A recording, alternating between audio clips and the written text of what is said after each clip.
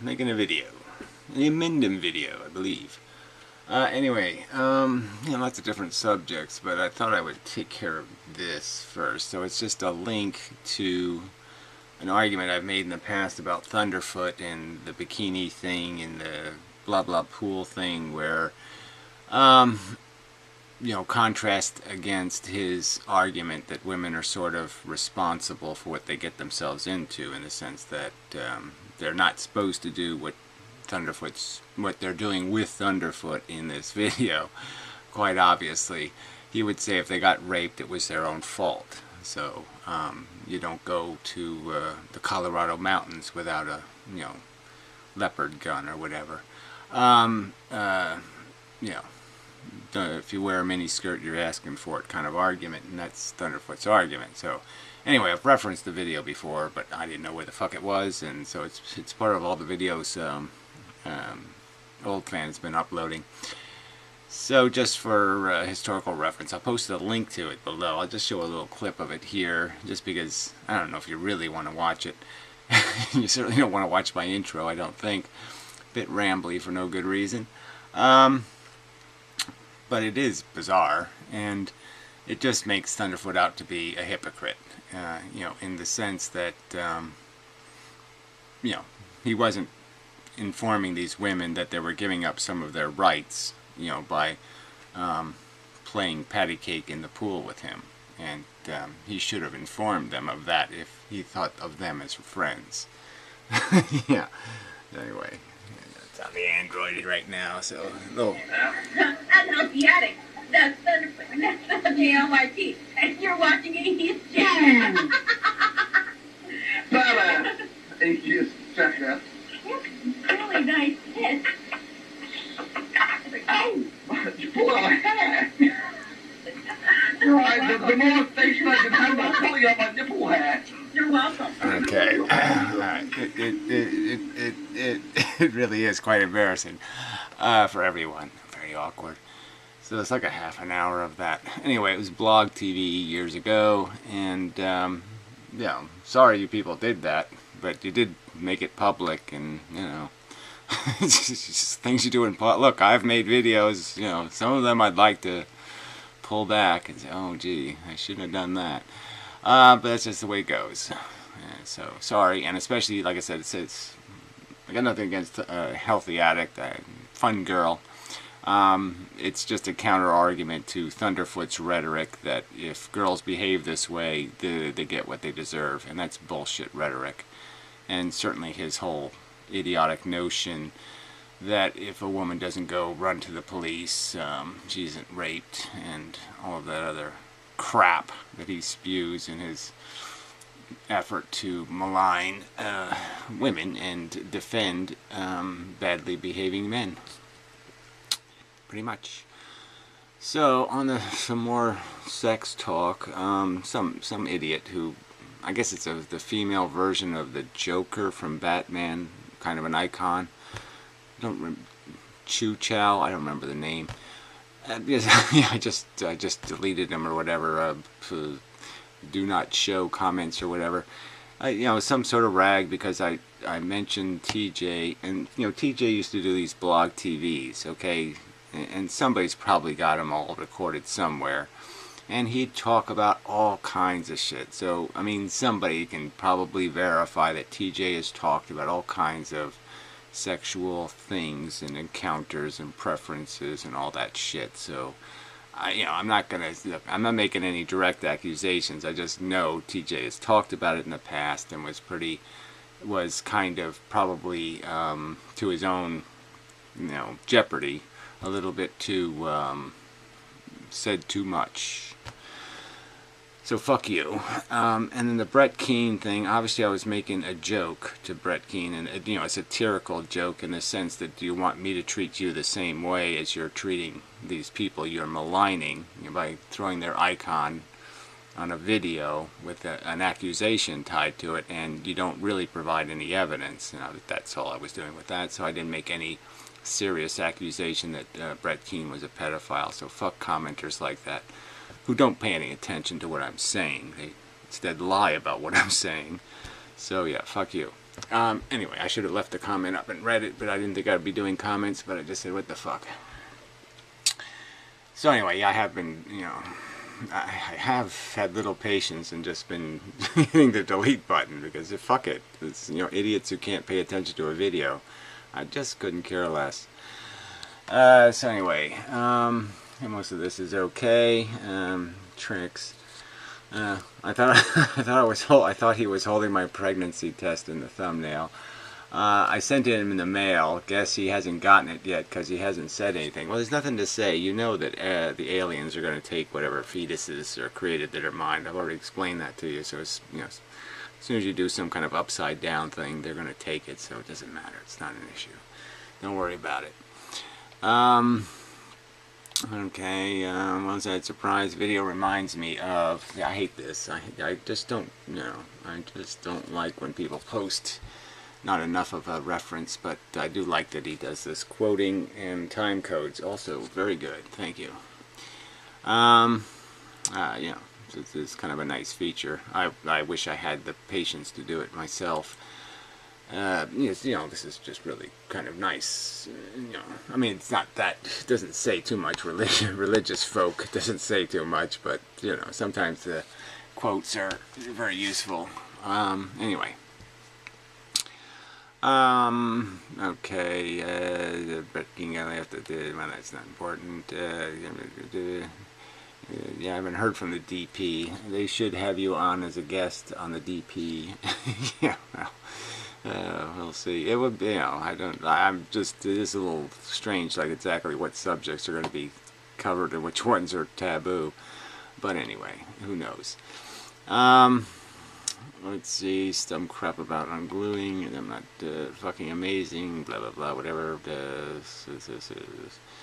Let's see, tooth, no, that's not good, that's not useful. Oh, these really aren't too bad. Yeah, this foolish productions guy. So this is the whole thing about defending the word mind, but he basically concedes in a way that, yes, okay, it's okay, you can say screw that. I mean, if people understood words and they had a definition, then I'd say it was fine, right? So he has a whole description of what he's calling mind, and mind would be the interior viewing room of consciousness, you know, the screen and the projector. Your brain is creating a screen and a projector and running a movie of your reality, and that way it can put all kinds of stuff in the movie and blah blah blah blah blah. And if that was the understanding of what mind was the illusion of the theater of the mind. So if that's the understanding, the theater of the mind, if that's the way people are going to understand the way mind, then it would probably be a safe word. But yeah, they don't do that, so it's not a safe word, so yeah, stay away from it. Anyway, I agree to a chilling truth. I don't know what that is. German frickin' Brett's missing, blah blah blah. He should be. Hello, diarrhea. I'm not interested. Yeah, okay, I'm not interested in that either. Okay, but wait, my intuition tells me that truth is contingent upon a perceiver, i.e., senses in the brain represent those senses. This is not to advocate for relativism, but to me it makes no sense to imagine the world without a perceiver. Well, again, it just doesn't matter. The point is the perceiver is just an illusion created by the mixture of sensations and representational language, and it just, you know, it just doesn't matter. What the fuck? There's always something trying to break in when I'm making videos, damn it. Go away. It didn't seem like anything's out there, but the light didn't turn on. So it can't be anything big. You never know when a bar is going to show up. You don't just decide to walk in. I don't really like living with bars. Anyway, sorry, you know, it's just stuff happens. So let's see. I don't know if I want to get into this. I want to get to the kind of the trick shit eventually here. But it makes no sense. Whatever. Where's the end of a sentence here? God, the sentence goes on forever. You would find that you are imagining another perceiver. Therefore, this world does not exist without a perceiver. Okay, well that's just idiotic. We're at a roof now. And truth does not exist out there. Well, again, whatever. Reality exists, and you can accurately describe it. That's the nature of truth. The relationships are real. So if you think you're making reality, you are living in a cartoon. With regards to truth, when the brain represents the objects, well, again, you're saying there are no objects. It makes objects, or it doesn't represent objects. It makes them. Of the world, it projects onto its form. I don't know what that means. Mobility, extension, etc. And given these properties, we can then infer the truth. It's nothing I said. And as you say, Gary, we cannot know what pain is unless we have felt it. This confirms that truth is contingent upon the perceiver. Again, no, it just is contingent upon having enough information. Obviously, you can't know the truth without having context, but the truth of pain itself is a truth, a negative quality of it. You don't have to be very smart to feel very bad. That's a fact. So this is just bullshit. Sorry, you're just not getting it. Somebody tried to explain it to him, but I don't know if they got anywhere. Okay. So yeah, here's the anti-Conovad little smiley face joke thing. Somebody called you an anti-Semite, but I could have sworn that ... Yes, what, you could have sworn that I was an advocate for defending things from harm, from being tortured or tormented because you want to play a game and you're a sadist. So protecting people from sadists or protecting living things from sadists is the same thing as being a Nazi. Oh, never mind. Yeah, exactly. Never use your mind, right? And always avoid letting the brain get in your way. Fuck. Alright, so Trick did this. I didn't say blah blah blah, and then I pointed out that yes, you did say blah blah blah. And so, I'll read this Trick comment. Because this is ought thing, and this thing just pisses me off. I hate that people play this game. That somehow we can't understand ought when we can understand value, and that's just the truth. And the oughts are just made out of doing the math. The ought is just the equal sign, for fuck's sake. And for Trick to pretend that the ought is more elusive than the math in the equation. Like, you fill out all the stuff in the formula, and Trick says the tricky part is going divide by or multiply by. No, that's not the tricky part. Identifying the variables is the tricky part. Doing the math is the simple part.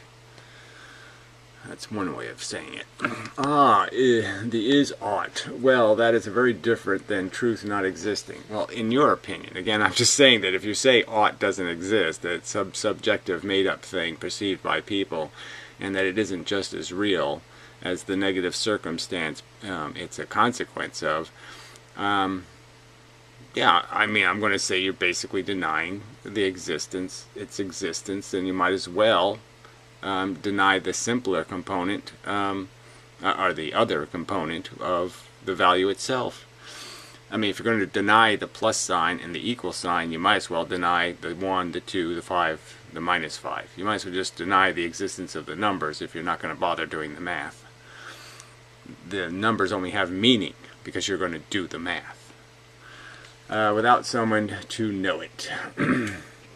Well, that is very different than truth not existing without someone to know it. Well, again, you're just arguing that you need a someone to feel it for there to be an ought, and that's just bullshit. And where we do disagree. The value is in the bad negative experience, though. It is entirely descriptive, and frankly, the equal sign is entirely descriptive. It's entirely saying what's your balance. You have -3, you have +2, what's your balance? And your balance is just as real as the 2 and the -3. Prescriptions are done after we have a description to prescribe. Well, that's a nice piece of crap. Prescriptions are done after we have a description to prescribe. Yeah, exactly. You do the math after you have the numbers. That's right. So you put the numbers in the equation and then you do the math. And the math is just addition. It's really the only thing, right? You're just adding positive and negative numbers, but it's just addition and an equal sign, and that's it. And that's what an ought is. An ought is just the shit on the other side of the equal sign. One ought to do, which is good ethical. Fuck the word ethical. You're just saying what the value math requires. It's the same damn thing. Ought is just saying do what the value math requires.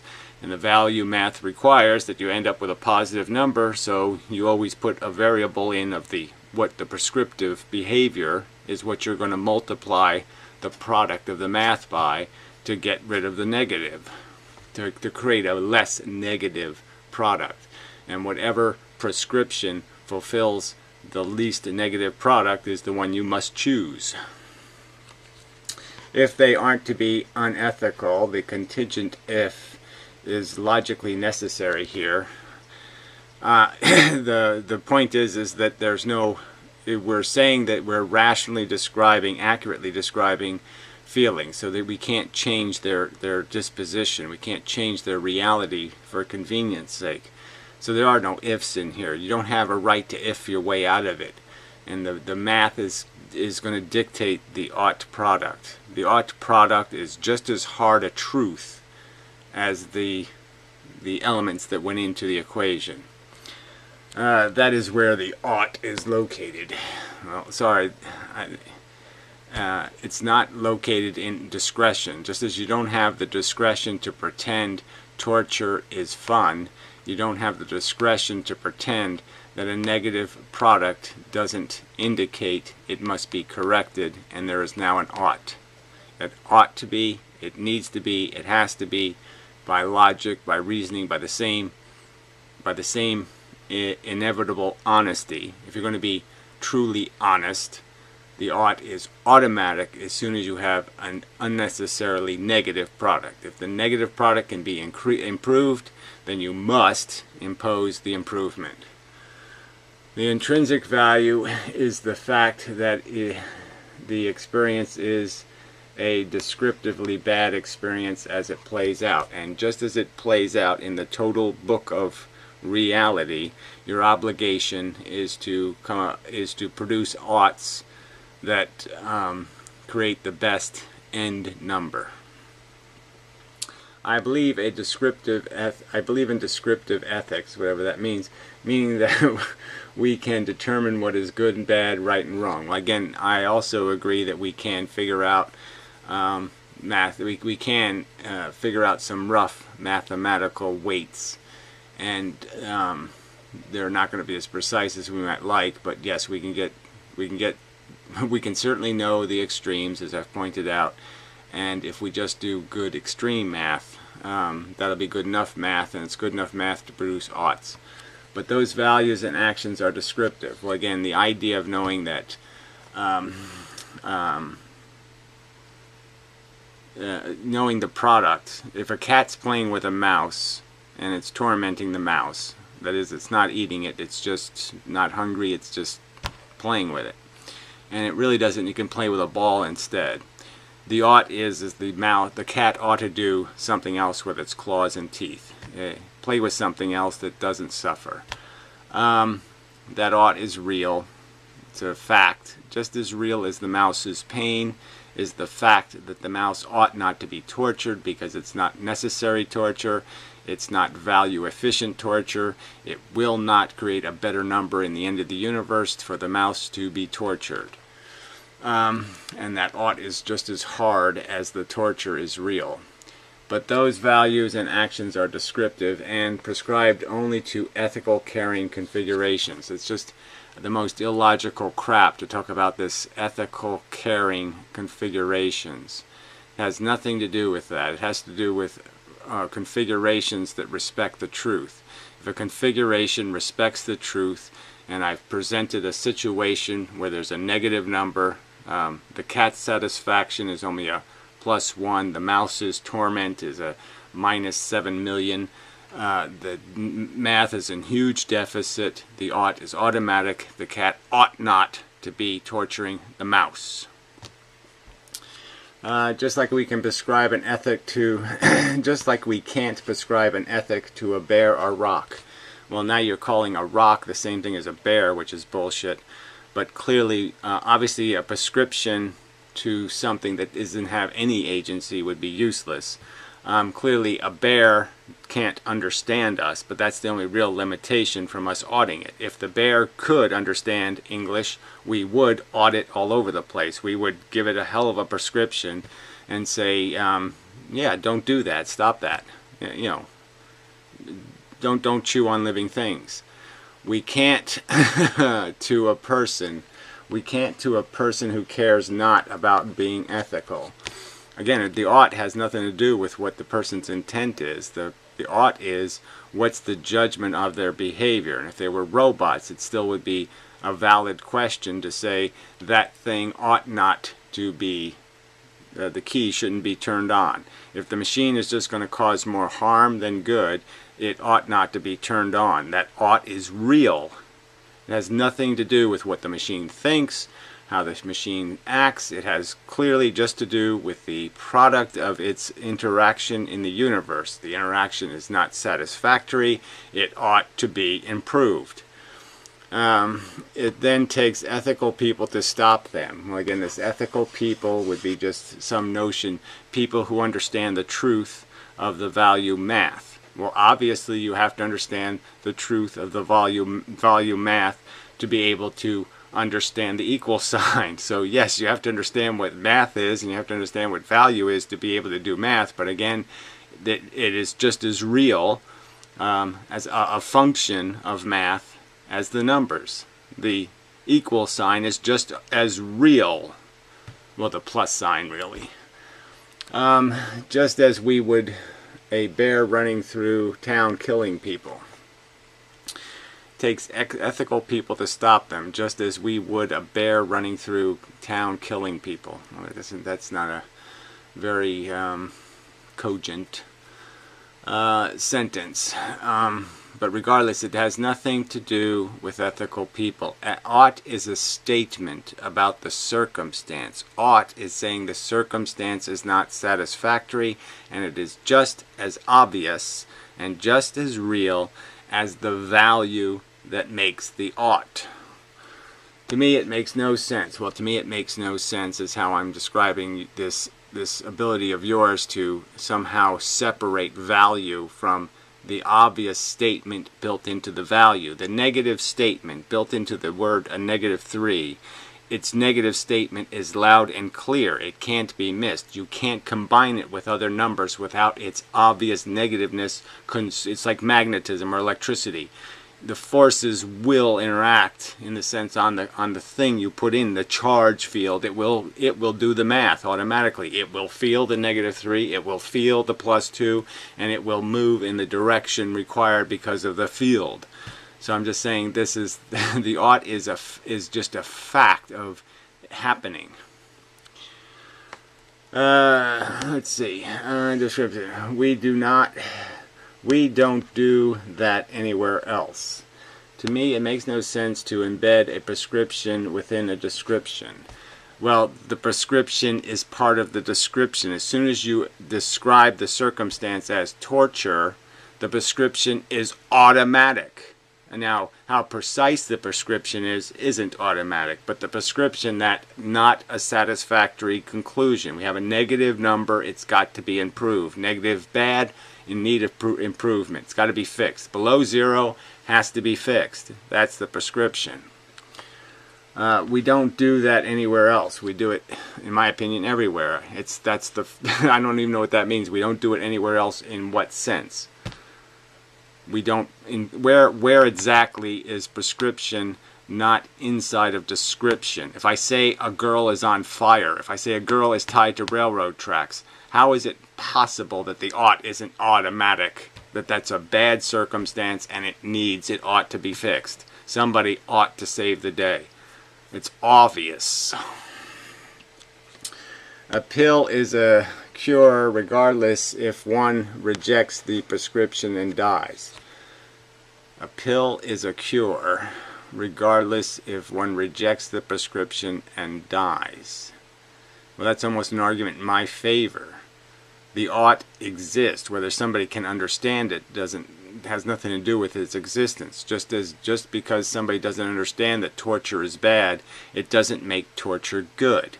Because they don't understand it's bad doesn't make it good. Because somebody doesn't understand an ought doesn't mean the ought doesn't exist. The ought is contingent on an if. No, it isn't. It's only contingent on the existence of the negative. If the negative is strong and it exists and it overwhelms all the positives, the product is a negative number and it ought to be fixed. If one does not want to die, one ought take the pill. Now you're using it in some conditional circumstance where you know, you're not really defining a certain negative. So now you're saying if one doesn't want something, what people want, we've already established, doesn't necessarily have to do anything to do with value. People want to watch animals fight with each other and kill each other. People want to do lots of stuff that's negative. So first you'd have to establish that if one does not want to be tortured, one ought to take the pill. Then try to say that somehow isn't logically perfect. Likewise with ethics, if one does not want to be an unethical person creating negative value, again, you can't be any other kind of person. The point is the negative value creates an automatic ought. That's the only thing that the ethical person is seeing. He's seeing the automatic fact that the negative means something. He's seeing what the negative is. The negative couldn't be a negative if he doesn't recognize it as a negative. And once he's recognized it as a negative, the ought is automatic. One ought to do which is ethical. No, one ought to do which is value by value math the most productive. That creates the least negative number, right? Because you can't really say the highest positive number because, frankly, we don't make too many of those. So the whole thing is create the less negative product. That's the ought built into the very concept of negative existing. As soon as negative exists, it must be corrected when it's unnecessary, isolated. And for other ethical people, if they know someone is unethical, they ought to prevent them from this for the same reason. Again, the argument is that the end number is the only number that matters, is the total number for the total game. And so obviously if there's some maneuver you can perform that will substantially change the end game number to a less negative number, you ought to do it. And it's built into the value numbers themselves. Ought is automatic. The negative would have no meaning if it had no meaning. It wouldn't mean anything to have a negative if the ought wasn't built in. Fuck. So, yeah. So I mean, and this is sort of significant. I'm just saying this is ought thing. As soon as you concede this element of subjectivity, in my opinion, you compromise all. Because it's the most important. It's the fucking most important element of value is the prescription. And you're turning that into subjective. Which in my opinion just destroys the whole point of having a conversation about value. So if the ought isn't automatic, if the ought isn't logically rigid, then you've destroyed even having a conversation about the meaning of torture. Because you've made the prescription subjective, and it's not. It's logically necessary. It's rigidly demanded. Something like that. Alright, so anyway, I'll leave a link to the Thunderfoot. There's another video that I haven't watched yet, so maybe we'll play that. It's supposed to be some like kitty ephilism. Yeah, it's kind of like porn or something. It's all Asian and such. Very nice. There we go. White does Hello philosophy. YouTube, and today I'm remaking a video I made a few days ago about antinatalism. The reason I'm remaking it is because during the editing process I cut out a whole chunk of commentary that explains what antinatalism is. Yeah, that's sort of a problem. Yeah, you really don't want to have the content of the video not in the video. But I've done that before. So anyway, I'll leave a link to that too. Very good, excellent. Get them while they're young. It's probably important. That sort of is true. If you could just get to the minds of the youth, you can control the world. Unfortunately. It's just it's just sad that people are so emotionally conditioned, and they gain these strong attachments to this tradition. And I've sort of argued that I was just so fortunate in my life, in the sense that I always remained alien. I always felt quite unconnected, and therefore I didn't attach to other people's attachments, or them even, in the proper sense. Not that I didn't love my family, don't get me wrong. I mean, I idolized my father and things like that as a young kid, but they weren't part of my life, you know what I mean? I mean, they weren't part of how I had to live every day. So my experience of the world was always my experience of the world. It wasn't a shared experience. And so my conclusions I drew were all my conclusions. I wasn't being told what I was looking at. I was informing myself by playing with it. And then I would draw my own conclusions, and then I would test them, with adults. And I would hear them say something I knew to be wrong because I had already done the experiment, so to speak. And so it was always that kind of an experience where they would give you the propaganda or the lie or what they think's in your own interest to believe, the voodoo kind of, scare you or do something else, and you kind of knew from personal experience that that's not the truth. And that protected me from becoming one of them. So I just never became one of them. Anyway, and that's really the thing that liberates you to see the truth, is you don't get glued to any bullshit, any stupid traditions. I really just don't have too many of those, mostly. Anyway, so till next time. I mean, I have some, but they're not somebody else's traditions. They're my own traditions. Yeah, my own kind of parade music. Just kind of funny, sort of, mostly. Anyway, enough of the video. So I think we'll meander on until the next occasion for necessity to engage. I'd like to get to the physics here somewhere, but there's so much crap going on. So many distractions. Real life, people and circumstances, and try to help, but you know what I'm saying, it's all so difficult to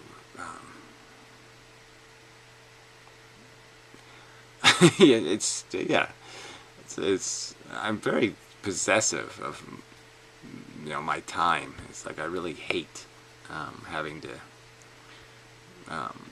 do stuff that isn't the stuff I want to do. I'm quite childlike.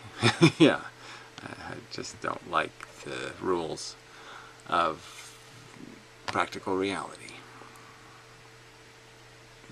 Not a very useful thing for me to say, I suppose, but just for throwing it out there. I don't like reality much. So, yeah, so what? What are you going to do about it, Gary? Complain in kind of an awkward way. Apparently that's what I'm going to do. So I did that. I'll try not to do it I'll try not to do it every day. I'll try to only complain in an awkward manner about life being sucky every few days. So anyway, until next time.